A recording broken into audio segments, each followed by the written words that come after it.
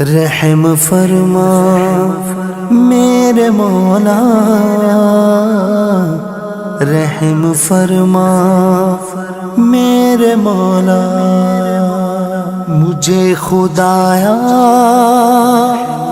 معاف کر دے، مجھے خدا۔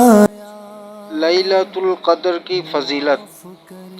رمضان آیا تو رسول اللہ صلی اللہ تعالیٰ علیہ وآلہ وسلم نے فرمایا، یہ مہینہ جو تم پر آیا ہے اس میں ایک ایسی رات ہے جو 1000 مہینوں سے بہتر ہے۔ جو شخص اس سے محروم رہا وہ ہر بھلائی سے محروم رہا۔